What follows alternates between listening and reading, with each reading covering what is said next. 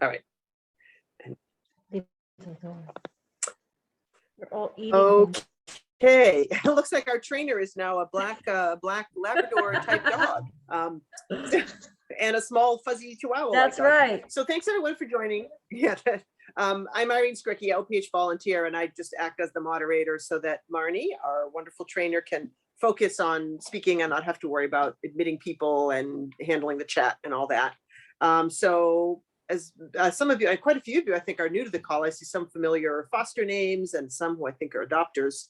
But just as context, Marnie is a trainer that OPH has sort of on a contract basis to help both fosters and adopters who have issues with dogs. And we've been doing these every other week calls to give people a chance to ask questions and learn more about what Marnie knows about how to manage dogs with all kinds of different issues. And these have been really helpful and fun. So today's topic is managing dog-dog interactions. And I just have to say, I've had dogs my whole life, and really had put dogs into like, well, there's dogs who are good with dogs and dogs who aren't good with dogs in my mind. And until I started fostering for OPH, I didn't realize how much influence we have on managing those interactions, on making them work, on doing slow introductions, so many things that I didn't learn till I was forced to. And so, there's so much that can be done to make those interactions successful. I think that's what we'll talk about today. Yes. So Marnie, I guess usually we have you say a few words to start off, and then we can take questions, and feel free to send things in through the chat as we're going as well. So over to you, Marnie. Thank you. Irene, what a great start you gave me there, because you're so right. I get so fired up with this topic. Oh my gosh. Back in 2008, I was a vet tech. And I had done my degree in animal behavior and science, but I just got into one thing after another that wasn't really I had never gone into like just behavior. I'd done all these other things, medical, vet, shelters, rescues. And it was 2009, I first opened my first daycare. And that was the first time I had 30 dogs a day. And since 2009, I pretty steadily for years had like 30 dogs a day, either at my house, at my facility. I built a facility at my house later. So I got to watch these incredible interactions, and I had no idea how much humans do influence it. And literally, as I was logging in for this call today, we just adopted a Rottweiler that I was for another rescue I was looking after yesterday, and she said she's got a very dog reactive dog selective. And we did about 6 meet and greets. I went over to her house, we went on walks. I really couldn't do enough before he went home with her to really make sure what the triggers were, resource guarding for her. She's very resource controlling. And if she really could see herself playing. And I hadn't seen her play in all 6 meets. As soon as the lady steps out of the room, they play together. There's play bows happening. There's invitations. There's stops and starts. So I just really want to say that you summed it up. People, and it's because she's out of the room. To some degree, they are doing great. Now, that doesn't mean that humans are a main influence on dog to dog. They know what they know and they don't know. What's so fascinating to me is dogs have been bred now for how many hundreds of years to be for people, and they have gotten away from being for dogs. They get that only really one place, their mom. They get genetics from mom and dad, and they get taught by the mom, humans and puppies, right at the beginning. Those formative weeks are critical. And if you get a young pup, especially a lot of these pups that we're seeing in the shelter and rescue world, we're seeing overbreeding like crazy. We're seeing people, because everybody wants to get puppies. People just aren't choosing puppies from really selective sources. And that if I could fix one thing and wave one wand, it would be that people only got puppies from the kind of breeders that I endorse. And those are the breeders that no matter what happens, at what age, that breeder will take that dog back for life. And they're improving the breed. And, those are the breeders that I support, and breeders who are in it for money, unfortunately, or they just think their dog's great and they want to breed their dog. Unfortunately, we're drowning in dogs. And so they miss out. They get sent to the shelter, or they get given away because people go, oh my God, a litter of puppies. What is this? And so they come out about 5 weeks of age. You get a puppy that's been taken away at an early age.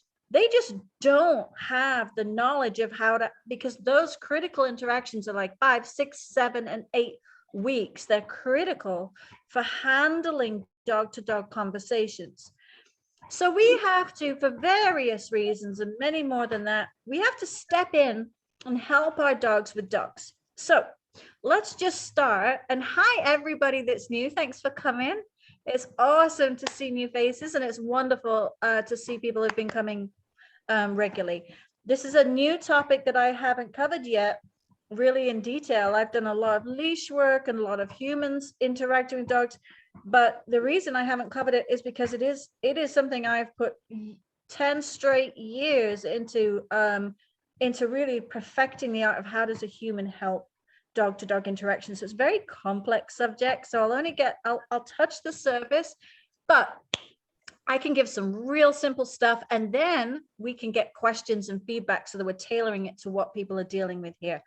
So number one, never stand there passively, standing still when you're introducing dogs together. You standing there makes a nervous dog use you as a crutch, and makes you're looking at the dog. So technically in the dog's mind, you're agreeing with your dog's behavior because you're surrendering any leadership by watching your dog. When you're really good partners with a dog, they'll check back with you for feedback.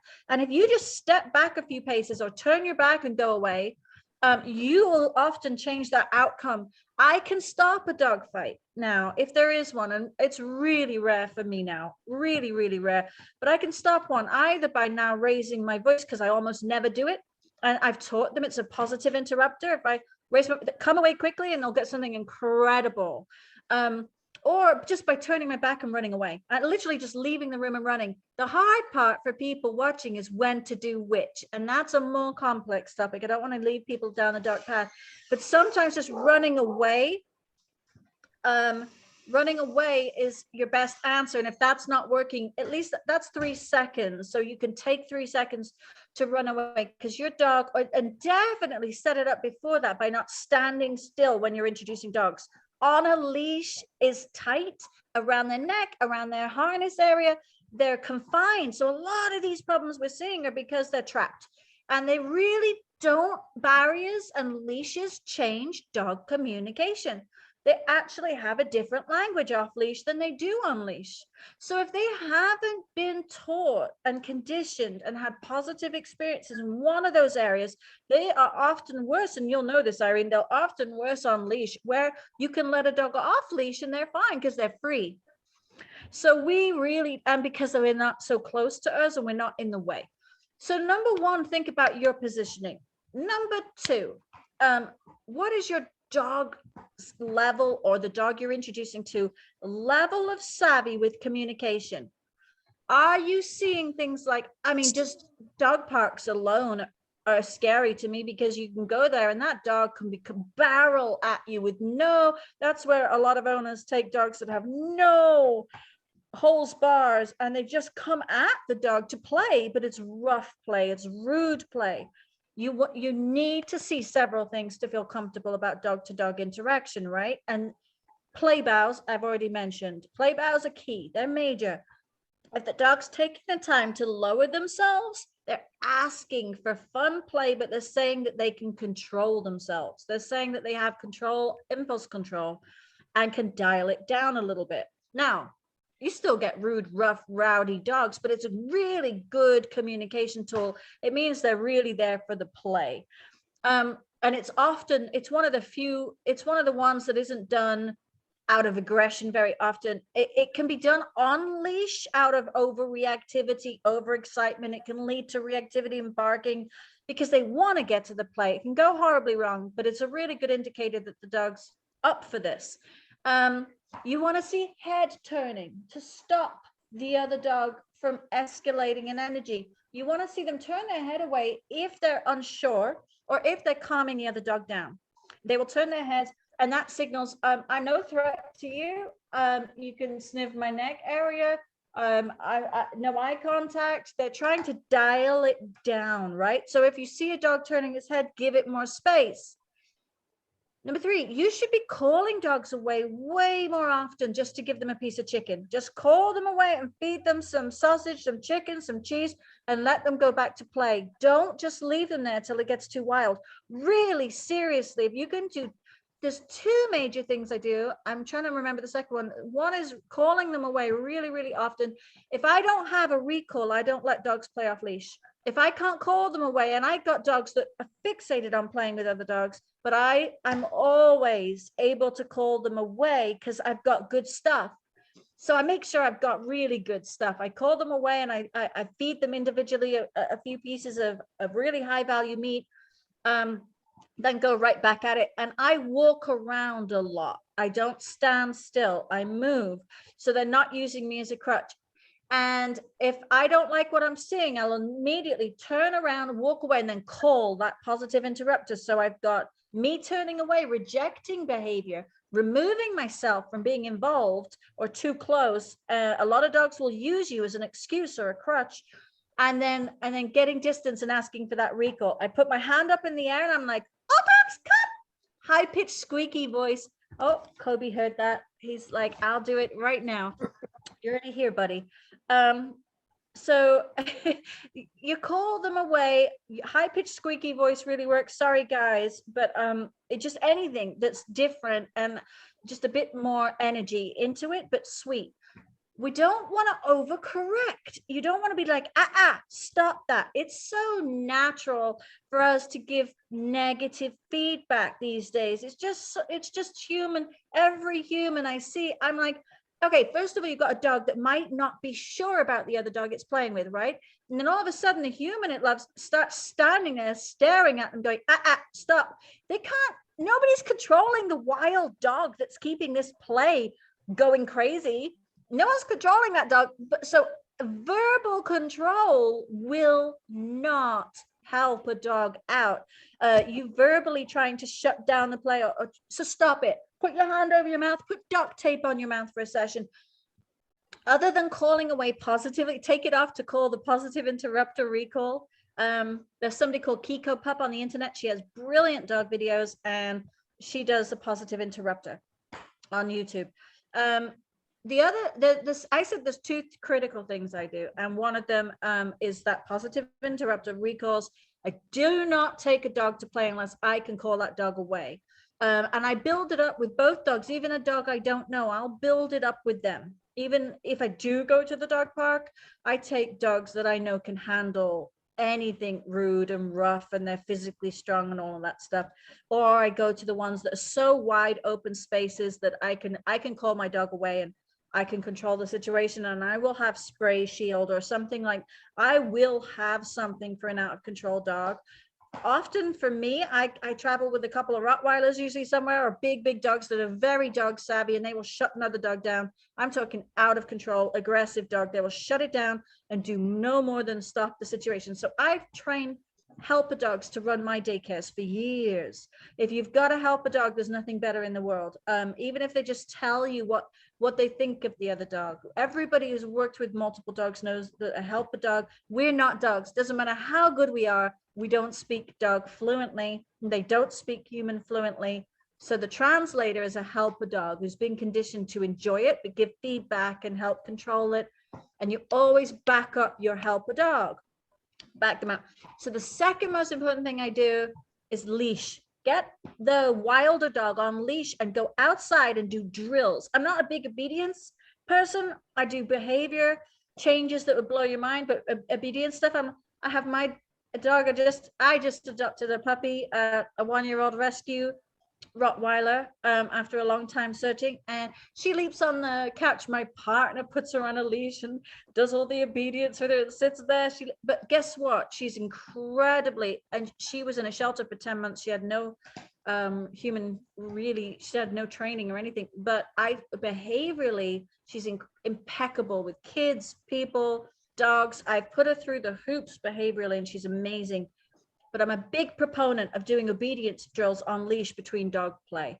I'll do sit, stay, lay down, because it gets the mind disciplined and calms them down. It's the number one thing a human can do is work their dog. Now, sweetly, positively, here's the thing.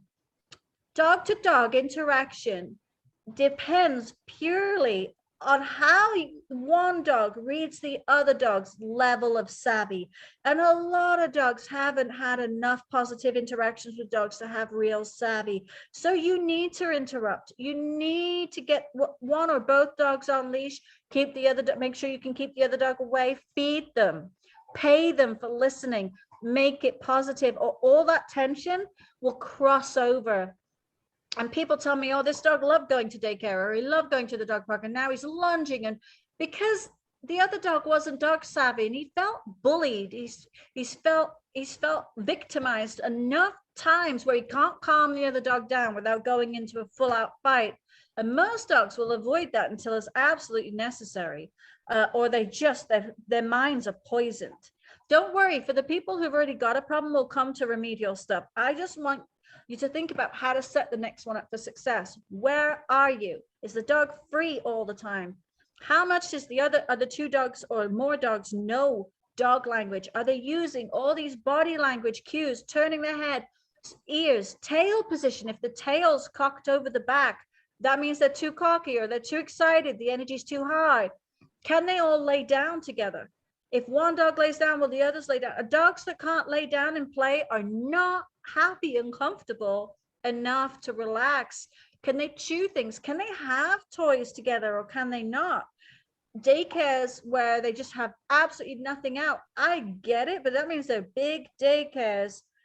They're running no risk, but those dogs have got nothing to do now except use each other as toys, and that can be worse, you know. So I really think about all these different things, never doing more than 3 or 4 dogs at once, having smaller groups and rotating them, like really keeping, I mean, I've definitely walked around with 20 and 30 dogs and absolutely no problem. You can mix large groups. It's just not, there's no need to. It's not safe enough for where it goes wrong, because not enough people have enough standardized knowledge. There's a lot of different levels of knowledge. So to just be safe, any daycare I endorse or open these days, I'm like, small groups, find the play groups that work. Doesn't matter about size, it matters about energy level. They play really, really well together and feel safe together, lay down together, can share things together. Those groups, and you only mix in 1 or 2 new. You want to keep your groups small. Definitely start out with 2 or 3 only, and try not to go more than that, because it can get wild and it can get silly. And you've got to be calling all these dogs and rotating, putting them on leashes. So there's lots of nuances, and I'm very open to sharing the knowledge. If anyone writes into OPH to ask for more information from me, I can absolutely give you resources on your one-on-one. But let's take some questions now before I talk further, so I can get a feel for what you need help with, or what your interest level is or curiosity is. And then we'll start to talk about what to do when it goes wrong, how to break up a dog fight, and all that good stuff. Do we have any questions? Marnie, while people are teeing up their questions, you can either, maybe we have so many, you might want to raise your hand or add it in the chat and I can call on you. But I know you're gonna get remedial, but I just, there's actually a couple new Daisy dog adopters on this call, or Great. New to the call. And the Daisy dogs are dogs from India. The street dogs often have somewhat different behaviors, which kind of gets to the point for the dogs who are not going to warm up immediately. There are strategies I know that I've used, and I know others have, of how to do slower introductions. I assume we'll talk about that. But I think, you know, the difference between kind of the dogs that who are exuberant and whatever, and don't come across too strong with other dogs, versus the dogs who are like, whoa, this is too soon for me. I need to get to know you. And that's a whole different set of things. And actually, I see we've got a question now or a comment about something. Yes, I hear that. Susie about my dog's very protective. Yes. Let's touch on your point, so it might be worth the distinction just between kind of the rude behavior versus the I'm not going to like every other dog. I need time. I can like every dog if I'm given some time and space and parallel walks and all that. So and then we can. So go ahead if you want to.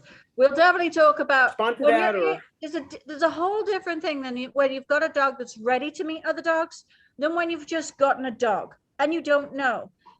You definitely want to, or you've got your own dogs and you've got to introduce them.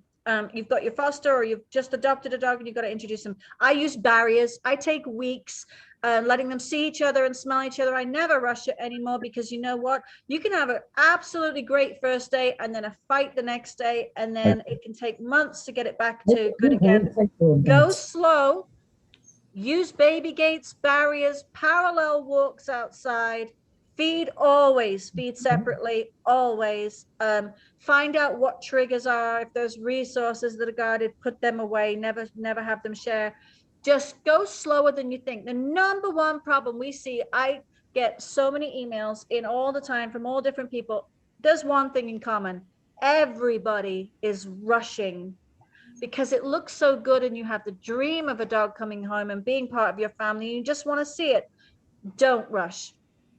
Go slower than you think. Let them smell each other. Let them see each other moving. Let them learn each other's energy level before they ever get put together.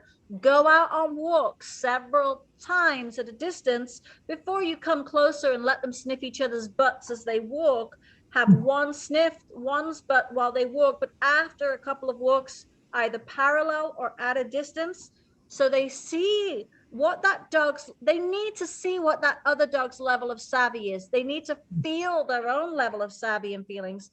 They need to smell the other dog. They need to know what to expect, or there's too much tension. And they've got teeth. They don't have a voice and they don't have hands. They have a face full of teeth to talk with. It's that simple.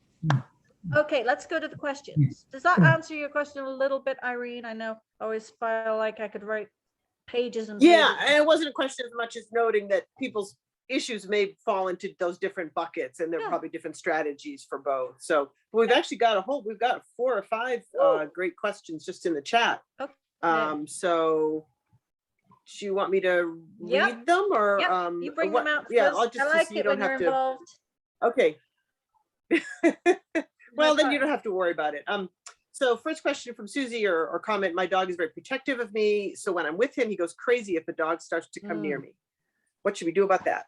Oh, okay. So yeah, it's you. You're the resource he's guarding. It doesn't matter what the dog does. Doesn't matter anything. So we need to take that and address it. And for right now, we need to make sure other dogs don't approach, because then he's over threshold and he can't cope.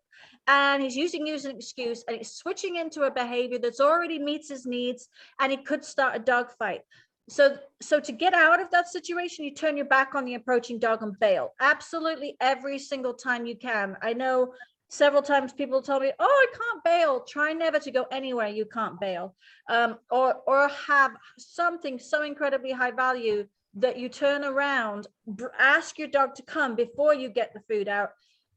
Turn your back on them, make them go. Front fastening harness, clip to a collar, or a gentle leader. If you need a muzzle, let's not be ashamed of muzzles. We should teach our dogs kindly, in much more muzzle training than we're doing. Bring your dog away and feed while the other dog passes. You can't address dogs right now. You're a resource that's being guarded. Absolutely welcome to write in. I can do as much as I can in a very short time, but you're a resource that's been guarded. So you need more rules, more structures, more things that the dog can do with your direction, but without you being what the dog's attaching to. So there's probably a little bit too much free time, and the dog needs more of a working role and a few more rules, but in a kind, supportive, empowering way. And then when other dogs are around, avoid that anxiety. Just teach your dog, we are leaving. We have nothing to do with other dogs. Cut them out. Think of it like you've got a little walking alcoholic doggy, and other dogs are bottles of vodka. You can't get your dog sober unless the bottles of vodka are stopped. They can't approach you right now. You have to just. Marnie, hold on 1 second. I don't know who Stan or Stan S is, but could you mute yourself, please? I've been trying to mute you. There we go. I have. Okay.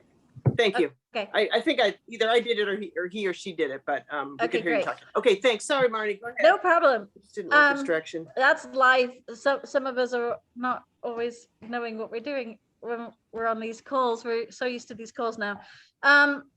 So yeah, that's all I can give you for right now. But definitely the problem is address the problem that you're a resource. Your dog's using you as an excuse or a crutch, and they need help and support, not punishing. Don't use punishment. Don't shut the behavior down. It's meeting a need. Behavior meets needs.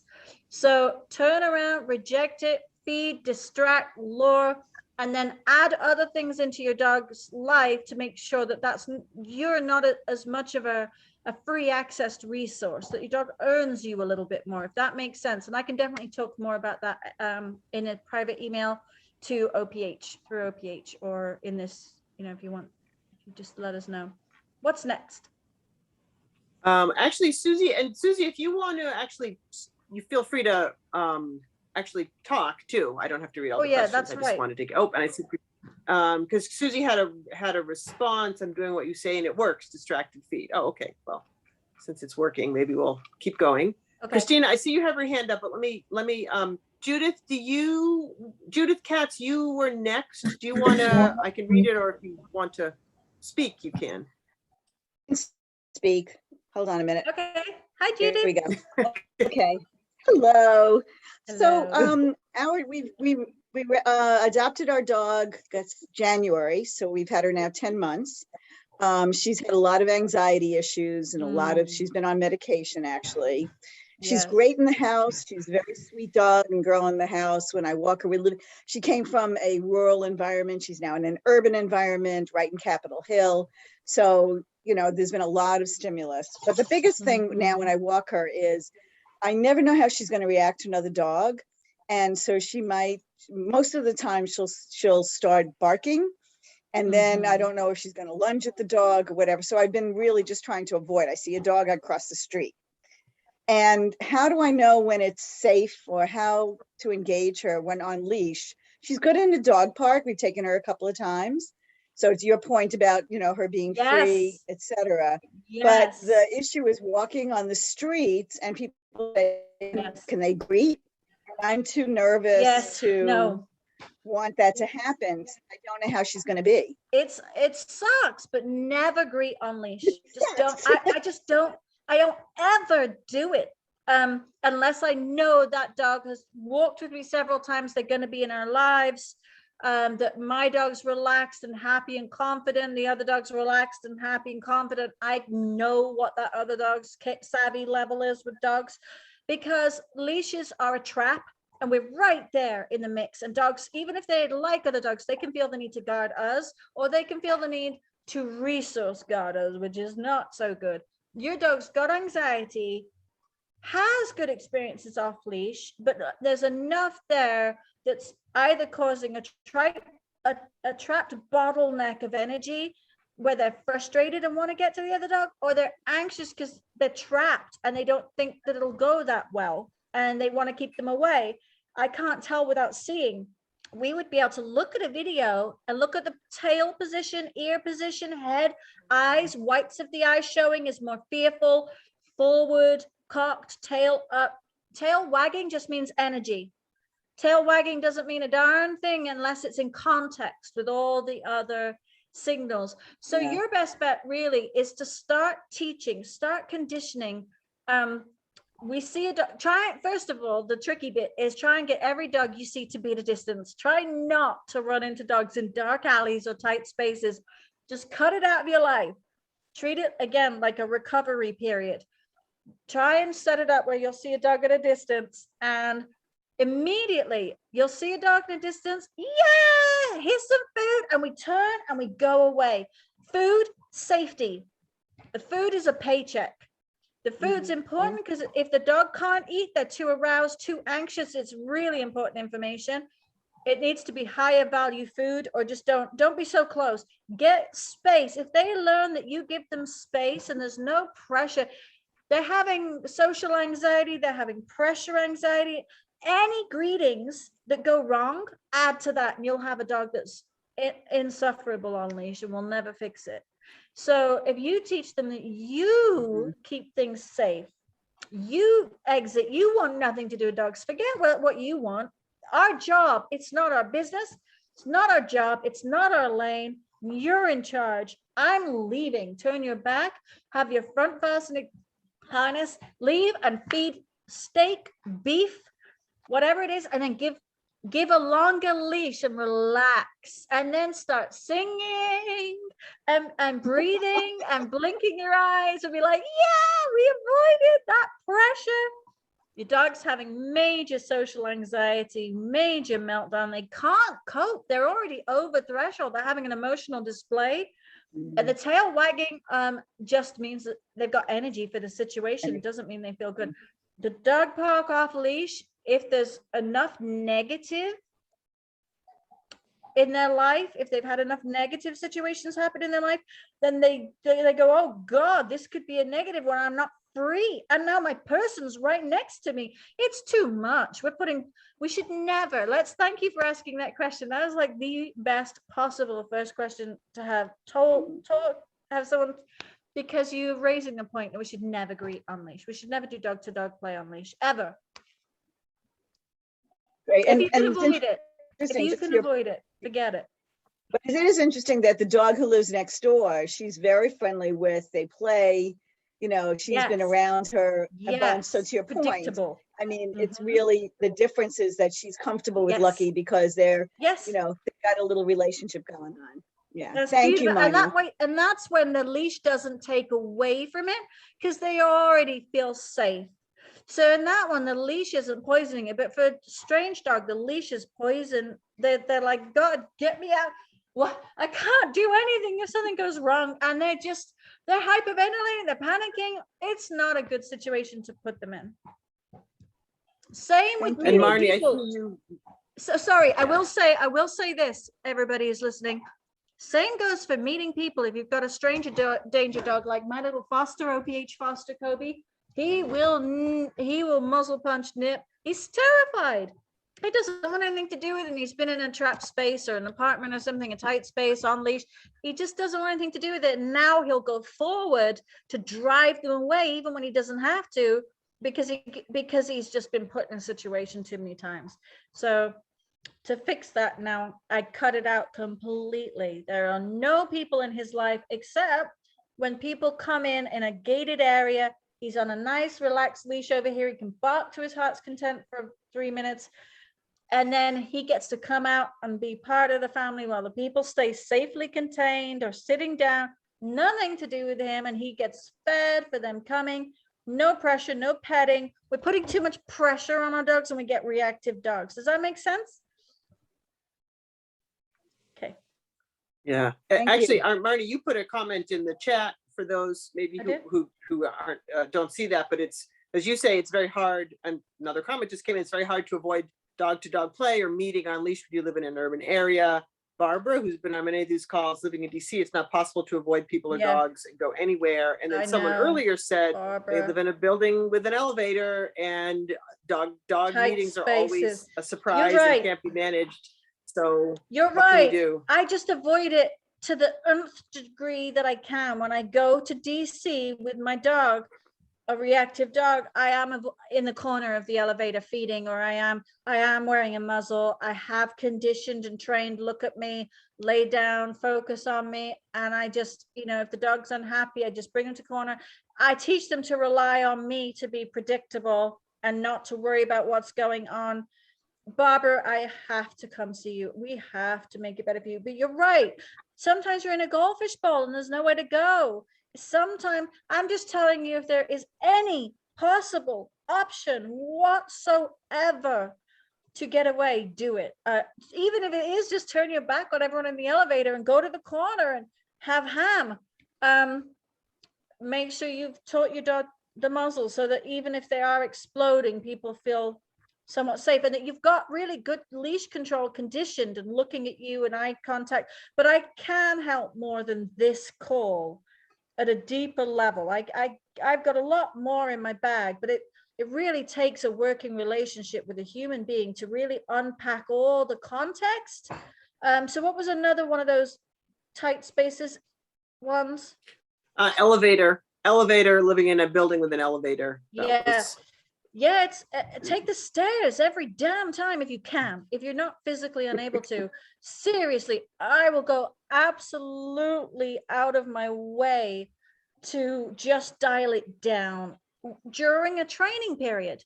And sometimes the dog isn't able to cope and we just do the best we can. And that's where medication comes in, or thunder shirts, doggles, all the other apparel, scent collars. You know, we've got tools and aids we use when we can't actually meet the needs that the behavior, aggressive or reactive behavior, is trying to meet. So for those people, we should do a more in-depth call, I think, at least one, where we get enough people that got a really deep problem, and maybe do like 4 or 5 of those at once, because we're trying to always meet the needs of the many. It's really interesting. There is a lot more to do, but it really comes with starting in your bedroom, starting in the living room, starting in the kitchen. Get that starting outside your doorway, get that relationship on leash. Watch these recordings of past these calls. If you've got any holes in your leash work whatsoever, and I come out and see you, I'll be like all over it. Not really, I'm just messing, because I'm very loving, but it's fun for me, because I'm like, if you've got weakness on leash or listening to each other and in your partnership, then of course when there's a problem, it's going to break down faster. So really get those tight. Eye contact, coming to me, sitting and looking at me, nose touch, sniffing the ground, paw touch, going to the ground. I will sometimes, and I go to conferences with dogs and I can't avoid anybody, but I'll just go to the ground or under a seat. I'll make a little towel over a seat and make a little hidey hole and feed in there and stroke them in there. And Tellington touch, T-touch, Barbara, try some T-touch. These are the tools you need to dip into, because you can't meet your dog's truest needs. He can't be out in the middle of nowhere. And that is what would help him the most right this minute. But You mean just like you don't have that. You mean just the touch this, that? Is that what you mean? That's one of them, but T-touch, Tellington T-touch, the method, the massagey, touchy method. Let me type it. And then Marnie, while you're typing, and that's interesting, I haven't heard of that before. We've got tons of great questions, and one person who raised their hand, I don't want to forget her. So if we, just to kind of keep us moving, there was one question early on. I know this person wants to get it answered. Just quickly, I have 3-month-old puppies. When is a good time to take them to the dog park? And after you address that, I want to get to Christina, who's raised her hand. I want to respect the people who do the hand raising too. So yes, please. Thank you. Thanks, Irene. I could not do this without you. The 3-month-old puppy, don't do it. Find safe, predictable dogs.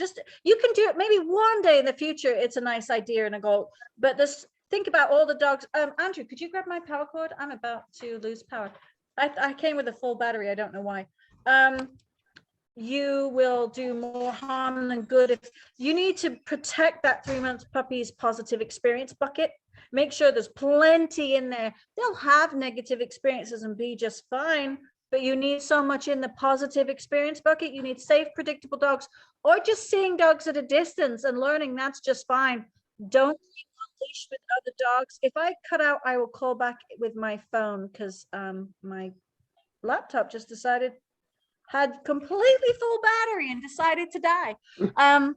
And Kobe's not helping. He's rolling around like a lunatic in the background. So yes, please think about your positive bucket. How many positive experiences? And the dog has to find them positive, not you. So I do get a lot of students that are apprentice trainers, and I see them rushing these dogs into stores, wanting to do service dog work. And I'm like, keep a lot less than you think. Socialization is a lot more distance. Just going in a car, parking somewhere and looking at dogs through the freaking window and feeding them in a safe, making an X pen at a distance and seeing dogs walk by and having nothing to do with them. I don't let anyone near my youngsters. Nobody comes near my youngsters unless I know they're safe, predictable, it's relaxed, it's a good time. 1 or 2 of those. I don't do other dogs on leash in the beginning. unless I know that dog is solid. And then it'll be a wonderful experience. No matter what the puppy does, the dog will be just rock solid. If you've got a rock solid dog, with a friend, that's your best friend. And we got to hurry, otherwise we're going to die. I will follow the laptop to the power source. I'm good. Okay. Sorry about this. I thought I'd avoided all technical issues today, but nah. You can't get away from the need for electricity, though. That's a I mean, a fundamental there. full battery charge. What's the point of a laptop that can't occasionally go somewhere? My gosh. Kobe, are you just digging to China? What are you doing back there? All right, what's next?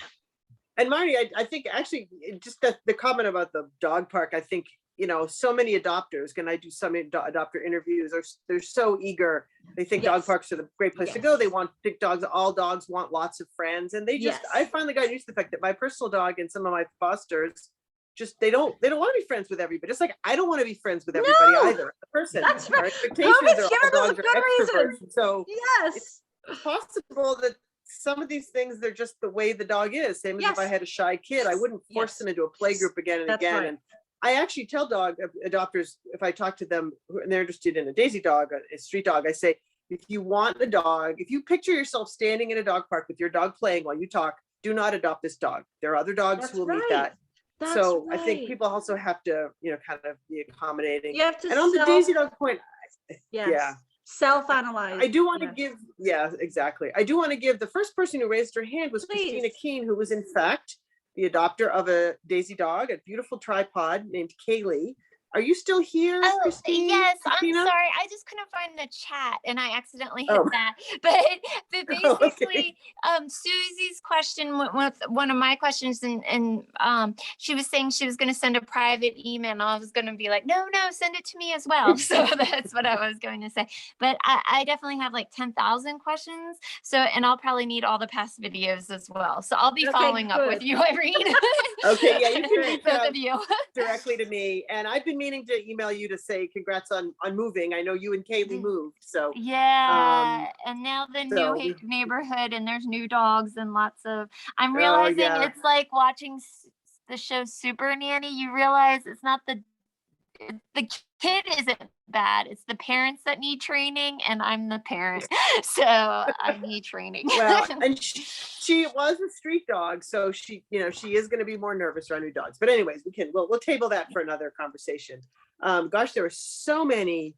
I'm looking, and someone has asked for access to the past videos. Yeah, we do put them on Facebook. I wonder, and this is a note to Lori and Marnie, maybe we should think about, and they're in a compendium for OPH volunteers. Maybe we should find a place to put sort of a archive of these videos. I think so. Where adopters can access them too, because right now they're you have to be on Facebook at the right moment, or you have to be a volunteer. So let's Irene, just to grab you there. Yes. T. Johnson said, can you please answer all the question ahead, please? Does that mean answer? No, I think he or she was asked, that was the 3-month-old puppy question. It was an early question, but I jumped over it because there were other relevant topics. So I think the person was saying, hey, don't forget my question. So I think we covered that. Although chime in if we didn't. I will make a follow-up for any questions that if we've got questions that aren't, I can definitely add a link into wherever this is posted and add some more thoughts in. And we can definitely roll this over. We've got, I think, nearly 50 people. We can definitely roll this over and do it again in a more focused way. Now, if people have a specific thing, like there's a lady here that had to head out Avery, her Chihuahua, inside an apartment going nuts. That's a whole different, that's really different. That's not so much dog to dog problem. That's a really reactive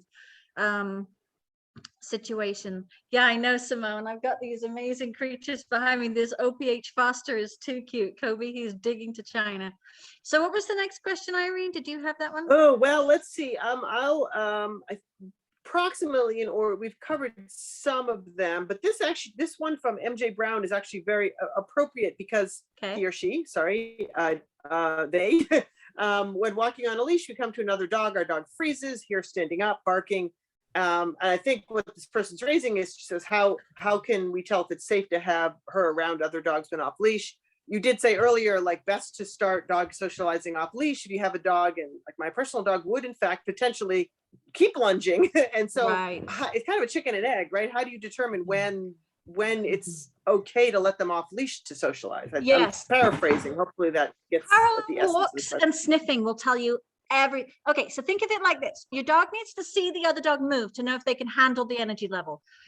Calming Signals by Turid Regrass, the best book on body language I read ever. Dogs have, I think it's like 250, I forget, it's been years since I read it. But they have so many signals that they can't get to see unless they see the other dog naturally moving. And don't forget, dogs are way more olfactory than we are. Think about half of our perspective changing if we added in scent. If we could smell everyone's emotions or smell, other dogs may look friendly, but their smell may be off. And so we're missing out on that. So don't think you are a repository for dog behavior just because you know dog body language. We can't smell what dogs smell, and they smell anal glands. They smell everything. It's information. It's like a newspaper. They need to follow each other and sniff on leash, and they need to walk around each other. They need to see each other move.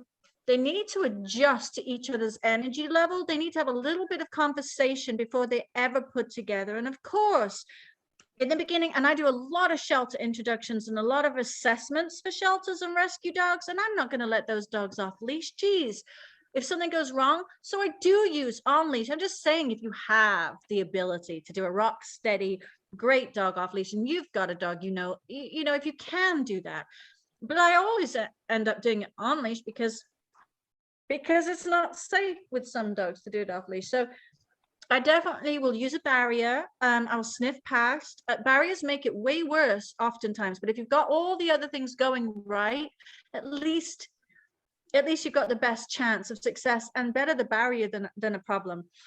Yes, people put a yellow ribbon, Leslie, on dogs that are reactive, but it's not nearly a big enough movement. But at least you've put a disclaimer on, and people need to be more educated. It's out there. Yellow ribbon program is real. You can put a muzzle with foam all over it to scare people. You can do anything to just keep people away. They've got all these fun muzzles out there now. Red ribbons, harnesses, you can put labels on them. Do not dog scared of dogs. There's so many options nowadays to advertise, but the yellow ribbon is an old and a goodie. So I'll do parallel walks. I'll do sniffing each other's butts if I can get that close, but after a couple of walks. But just even sniffing their urine and having a chance to smell chemicals are released in the urine that turn aggression up or down. A lot of people don't know that. So there's a lot of information that's released from the dog just by smelling and sniffing, and so you get a feeling for it. And then you can have dogs just hang out while you guys sit down and chill. See if your dogs can lay down near each other. Do as much to set it up so it's a soft landing with whatever happens. And then I'll drop the leash of the most steady dog before I'll drop the leash of the most unpredictable dog. And I won't, if the dog's wild and bounding and playful, I'll do a lot more structured walking around and small little snippets of sniffing each other's butts, then walk away. Make sure you've got your positive interrupter. Do not stand there and look at two dogs meeting and just watch it happen. Please, for the love of God, if you turned up to this call, take that. Please, absolutely please. Right, Kobe? Don't just stand there and watch them fail. Turn around, bend down, call them and feed them some chicken. Let them start the whole process over again. Just little tiny bits of information. Dogs get overwhelmed and they know they're predators, right? They don't want to look weak. They want to show a good stay, but the other dog could be too much energy. And by the way, humping is, if your dog's humping another dog a lot, they're trying to calm them down and they just don't know how. They're trying to calm them down. It's not a dominance thing. They're just often, there's one exception for dominance, and that's a dog that's just trying to put them on the ground. It's the same thing. They're trying to calm them down. They're establishing their dominance by putting them on the ground. But most of the dogs that are doing it don't know anything about dominance. They're just trying to calm. They don't know. And they might be the wild one, and they're trying to calm the other dog down. They're really trying to calm themselves down. They're just projecting. So there's so many nuances to this, as you can tell. We could go on forever, literally on this subject, but 30 dogs a day living with them for 10 straight years. There's a lot I could teach you if I could show you as well. So this non-visual, thank you for bearing with me. More questions coming in. Do I see? Oh, there's Can't keep so up. many, but just Oh my gosh. going in approximate order. Whoa, I even know some of the actual dogs involved here, but from Marina, this is the next one in line, but I think it's a good one. I have two friends who essentially have other dogs. How do we introduce their dogs to my dog? Our dog is a rescue, sometimes selective when meeting new dogs, can be resource and territorially aggressive, only lets one favorite dog into the apartment. We want them to spend time inside together. I have certainly seen personally, I've had a couple fosters, the adopter of one of those dogs is on this call, who would not let other dogs in the house or would be very aggressive outside, no problem. So the inside outside difference, yes, in some ways, I guess. Resources, guarding. Yeah. What are your dog's triggers? What are the dog's resources? Yep. So what was the so if you do question? want to bring, Yeah. so the question is, Yeah. this Marina, if you want to chime in here, wants to bring her friends, eventually want to bring those dogs into her house and be friends with her dog. Friends is too much of a goal. That's sorry, I don't mean to jump on you. And I read. Friends, and it's their question, not you. Friends. No, is too no, much of a I goal. added the word friends. That was Yes. Okay. Oh, so it is you. Yes. No personal goals involved with our dogs. Let's be neutral and scientific. Let's see what the dog wants. Let's ask the dog what they want. Well, he can't have the house to himself forever. Friends come over. Do they have to bring their dog? Well, if they do, what are the rules? The rules are there'll only ever be one room they come into, or, they'll come in through the mudroom and into the living room. They'll never go anywhere else. If it's too much for the current dog, the dog will be removed to another room. But we need to start making it good. Can I ask it before we even get inside? Your question. Yeah, yes, so much better. Okay. Yeah, the inside is a long-term goal. But in terms of meeting first, it sounds like sit in the garden. We're in the city. It sounds like walking, relatively far apart, parallel walking. Yeah. The problem is he knows my friend. He adores her. He knew her before she got the dog, and so he's going to. That's okay. Tantrums are okay. You don't let toddlers get what they want just because they throw a tantrum. But when he sees the other dog, when he sees the person, he'll have those feelings. But when he sees the other dog, when you see him notice the other dog, start feeding ham. Put some ham in the Instapot, throw it in a Ziploc bag, take it out with you, stinky ham, and just as soon as you see him notice, start shoveling the ham in his, and then on you go, just walking near them until they calm down. Then stop it for that session. As soon as they calm down, feed them and stop it. Do it again. Sit down on different areas, on a wall. I don't care where you're sitting down. Hang out, chat with your dogs, feed your own dogs. Toys, tug, or feeding. Something to pay your dog. Even though he's resource aggressive with food. As long as you're apart. Just distance is your friend. You have nothing to do with each other in the beginning. You're just seeing each other. Then you make sure you're following each other's trail so you can sniff the stuff that's happening. When you get there, and if your dog needs a muzzle, now obviously when you get closer, there'll be no food, no resources, none of it. But you're a resource and she's a resource. So we just go slow. If you need to train a muzzle in the meantime, put liver paste in a muzzle or a cup at home and start teaching your dog to throw their face. That's what this baby will be doing soon. We'll be throwing his face in a muzzle at every available opportunity, and it will mean wonderful things are about to happen before we ever put something he doesn't like in front of him. I have to have time to build up to that. And then you've got them sniffing their butts and you're relaxed. The biggest thing humans do is tense. It's the biggest thing. We hold our breath and we stare. And right before a dog attacks, they're not like, they go from relaxed, blinking, ears, head tilted, mouth open to mouth closed, fixed eyes, standing, staring at the thing.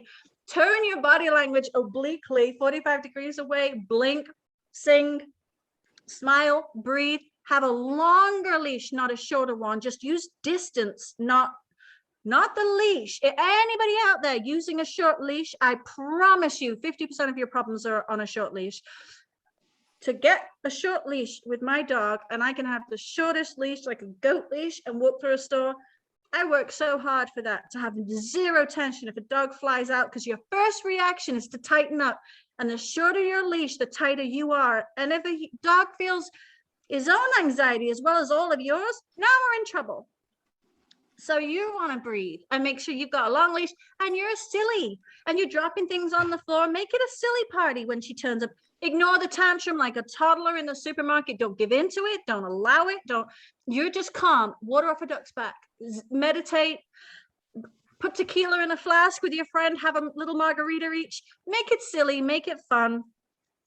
Don't focus on the dog focusing on each other. Focus on what them, as soon as they stop looking at each other, feed it, pay it, play with it, sit down, chill, massage them, make sure they get to sniff each other's movements and watch each other move. And eventually you'll be able to have them come in the house, sit in their area, stay on leash, and you over here, you feed your dog. Eventually you'll be fine. You didn't say that they'd become friends, but you never know. You just never know. Because he likes your friend so much, I think you've got a good shot. Yeah. Well, in the past, when there's been someone he likes who's gotten a dog, he has given them the cold shoulder for the rest of their. No. Oh yeah. Oh my word. Oh wow. Okay, well, not for him. But if you do the hand thing, this one will go a bit different for you. All right. Thank you. Actually, there's a couple questions or comments from, if it's Sarada, without full names, I'm not sure. Do you want to directly ask your couple of things?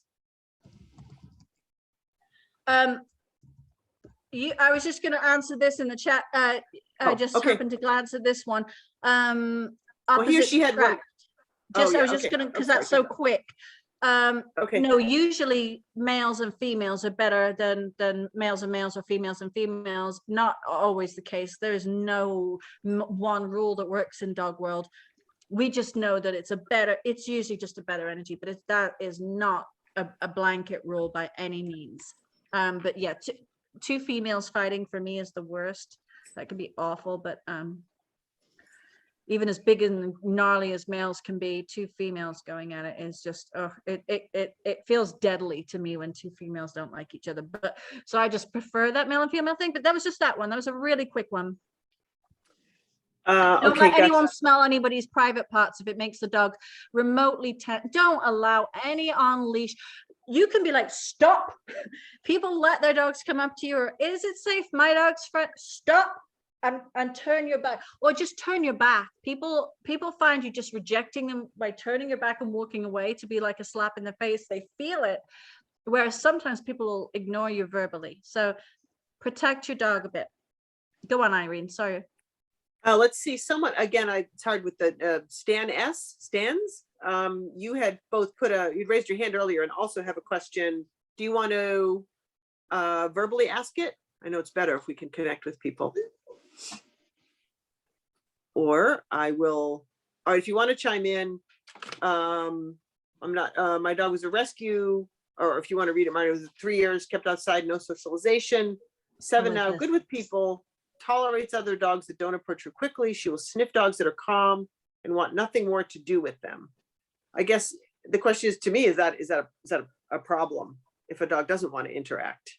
Yeah, but no. I'm reading something. I'm reading into that question. Right. It's hard, right?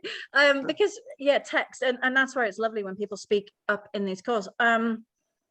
If your dog doesn't want to interact, that is something you should protect like gold. It is absolutely sacrosanct. What you can teach them is to be more tolerant of when other dogs do, by turning their butt to another dog, feeding their face, show them safety, show them you recognize their need for safety. Most dogs just feel lost because humans become passive and we just allow things to happen to our dogs on leash, and dogs become really fed up with that. It's the biggest reason for reactivity, really. Dogs are so freaking afraid of what's going to happen when they're tied down and they're humans right next to them. Off leash dogs run around and interact all day, or they hate each other, but they can avoid it. Off leash dog life is very, very different than on leash dog life. So it depends where it's happening. I don't actually see this one question. Is it up there somewhere? Yeah, it's up. It's up higher. So no, only tolerates other dogs that don't approach her quickly. always make someone do a few parallel little walkie things, and they need to see and they need to sniff. And it's a sacred rule for some dogs, and we blow through it because humans have goals that don't line up with what dogs' needs are. We all have goals and dreams. I just adopted a puppy myself, a 1-year-old puppy myself, and I've got all these dreams and goals. That dog will tell me who she is one day at a time, and nothing I want has anything to do with it. It's so much like having a child, honestly, Yes. right? But that's, You may I mean, want it is to be like a that. doctor. You have Right, no right. business wanting that another creature's life to be different than it is. Check yourself. We always need to check ourselves. It's natural though. Like, we want to see the dog have friends. We want to see that play, but you can build it up. From a dog that's aggressive, you can change it. You can, but time, and don't expect it, and protect their need for safety and their need for boundaries, their need, especially on leash. It is a different game for dogs. It makes them just feel like half a dog instead of a whole dog. They feel like impaired almost. So you have to teach, and that goes for those dogs that are wild and pulling and jumping.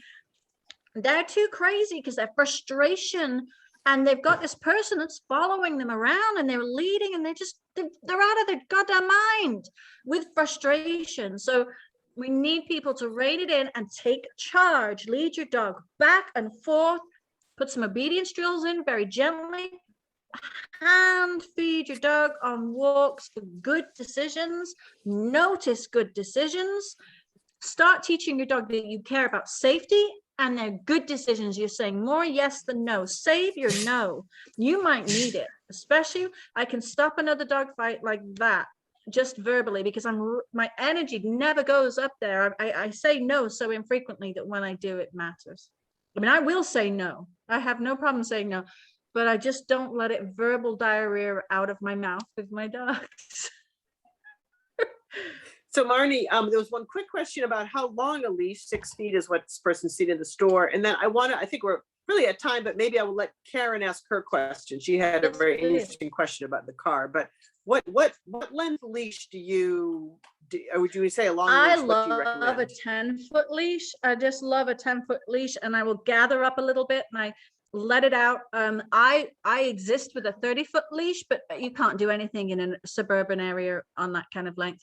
A 6-foot leash is beautiful. There's nothing wrong with it. Hold the end of it at your belly button and have your knees slightly bent and be prepared to turn your back. Don't use your arms on these leashes. And I don't think I've ever said that before, but using your arm is arguing. It's like arguing verbally, and a leash should be an umbilical cord, whatever length it is. It's sacred. It's something to protect. It's the dog's safety. It's how your dog, if you're nagging and arguing, stop walking and go back and forth and just a potty break and sniffing. And you can do it back and forth for an hour, but don't go anywhere new until you can walk everywhere on a string that won't break, like in your house. And then you're ready to go outside and go further, and then come back home and then go further. Just stop going for walks until you've got partnership and you can travel together. I think that's so, I just wish everyone knew that. So sorry if I'm intense about it, but it would change how many dogs are being euthanized right now if people knew these things. All right, since we're a little over time, Karen, do you want to ask your question about the car? I thought that was good. And also a quick squeezing question here. Do you have a YouTube channel, Marnie? I need to. Barbara, we need to get together. I do not. I mean, I have stuff out there. You can Google Marnie George, and I have stuff out there. There's tons of stuff under my name, but I think I put together some crappy videos, but there's stuff in there. There's gold in there. But I will make videos for you guys for turning up. I will make more, but I just need to know what people want. Number one thing at a time, what subject. If this is the most popular, I know reactivity, dog to dog, and stranger danger, people problems are my top 3 reasons to stay on the phone all day. Laurie keeps me busy with that. All right, Karen, you're up. Hey, I adopted a shy and fearful dog. And she, for the most part, I don't think an average person would know she had that kind of background. She acts pretty normal most of the time.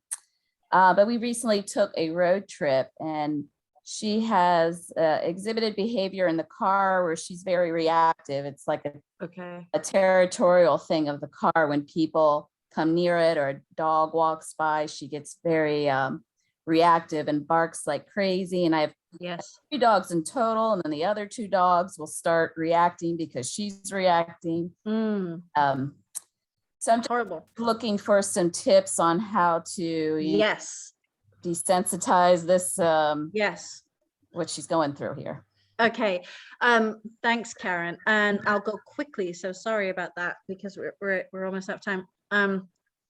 You can either number 1, break your trips. Do it like any other training problem. Break it into tiny chunks and lower your goals, your expectations for your goals. Lower your goal standards. You want to do short trips. Start with just her. I know if you're on a road trip already, you can put her in a crate. You can cover it with a blanket. You can cover some of the windows. You can put doggles on.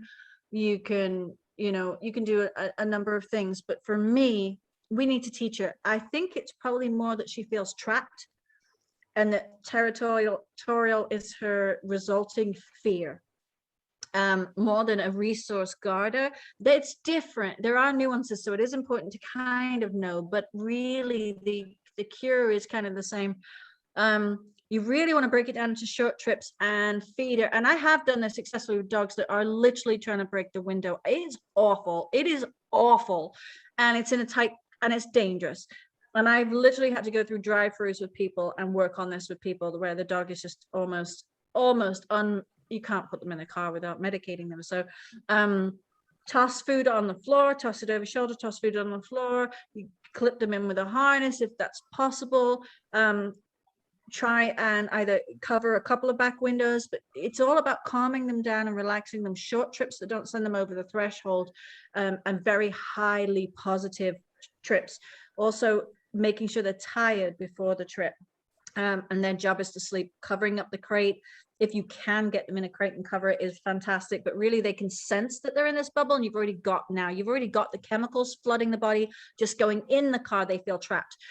Have a person that they know and like kind of come out, and so that you're going to do setups. They're called setups. I can help you further if you write into OPH training. I don't have a lot of time here, but it's all about get her to eat anything off the floor that you can. Give her a bone if you can. Get her to lay down before you start, and feed her for laying down, and then stop. Pull over if she starts barking. Pull over, stop driving. Try and set yourself up where you're putting in some of these little training drives, not just going somewhere and living with it. Does that make sense? That's something you really want to work with someone who understands car problems, because it is these answers I'm giving as well. I'm not there. I'm not seeing that. When I see the dog's body language, it might change everything I say, because that dog's history and body language, I may completely have an absolutely different answer, and I will think of things I can't possibly think of on a call. So a trainer that knows their car stuff would be massively beneficial to you. But don't punish it because it comes from fear. Have more tolerance than you ever thought possible. Channel Mother Teresa when you're driving, but you're rewarding it by you keep moving it. Well, not rewarding it because she's not enjoying herself, but you are reinforcing that behavior. She's showing a joy. It's just like, so she's just literally going through the drive-through at McDonald's was like, oh my God. Okay, and there's people there. Yeah, that was a bit much. Okay. Because the burgers. So take some McDonald's burgers and try and do a short trip where you see only 1 or 2 people. And right when you see them, I have, my partner calls my Jeep a lagoon, because it's just, I have dogs and horse stuff in there, and I will toss a burger over my shoulder, just the meat part. When they see a person, I'll be like, people 1, toss, people 2, toss. And I'll really try and drive at a time or a place where I'm not seeing millions and millions. If that's a problem, if you're in a place where there's millions and millions, they just have to go for short drives and high positive, and then stop. Short drive, high positive, and then stop. Also stop every time she starts barking, and give some discipline by getting out and working it. You want to bark? You've got some energy? Let's go. Start walking around this car park, and sit, stay, come, heel. Keep going and going and going till she's worn out. And she learns that barking causes the consequence of work. Sorry, I'm dying. I need some water.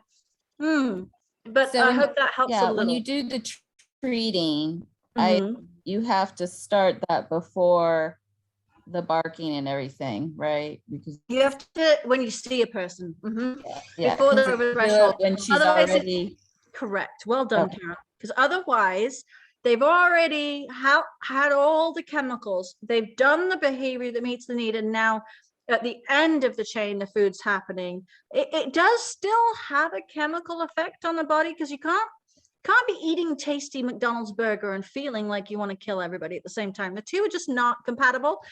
So it does chemically start to help, but it's just too little too late. You really want to get it in there before you've had them go over threshold.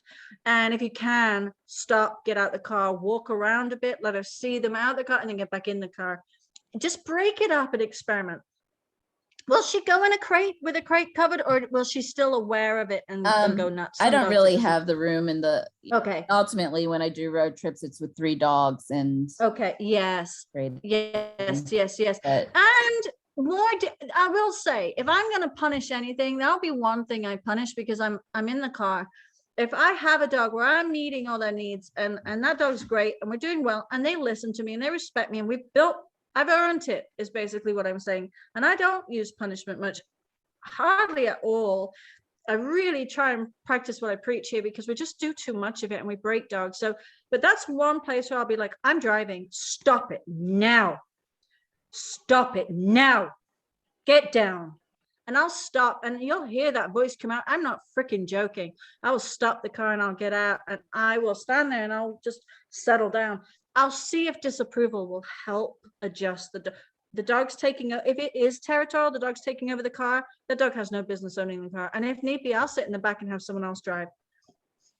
I would work your dog more right before and right after and during the middle. I would make those working sessions, and then sit back there and have someone else drive and be like feeding the dog as you're passing people. Good dog burger. You're going to use quite a lot of meat, but if we can change that so where you never hear a bark in the car again, you can do it in a couple months, and it's just worth it. It's really worth it. What are you doing, Kobe, being so cute? Marnie, I just want to say that your stern voice had me terrified. If I was Thank a dog, I you. would totally obey Thank if I you. heard that voice. I thought, I think that's I that's thought gonna people work. should hear the truth of what I really can come up with. Yeah. I'm a very, very kind trainer, very, very kind, but I'm not joking around. There's some of these behaviors of stop it now, and dog going nuts in the car can be deadly for you. So, and other people, no, not happening on my watch. I'll do anything to stop that behavior happening. I won't hurt the dog, but I will absolutely let them know that is not okay. Great. So, we've gone a bit over. We've covered most of the questions, not all. So I think maybe we should wind up now. Great. This was a lot of great content, and we had a huge crowd, which is wonderful. So hopefully we can continue this conversation on a future call, or again through emailing Marnie, emailing the training account, training@ophrescue.org, to get time for Marnie or one of our other trainers. So thank you so much. And we do have a recording. We will have recording of this once I stop the recording, that we will share with people, and hopefully we'll continue this at future calls. So thank you so much, Marnie. Thank you everyone for joining. All right. Sorry to be jumping all over the place, and sorry to jump in and cut you off there. I felt like we had so much to cover, but thank you everybody. It was wonderful to have such a lot of good questions, and we could definitely do more on this. All right, great. Thank you.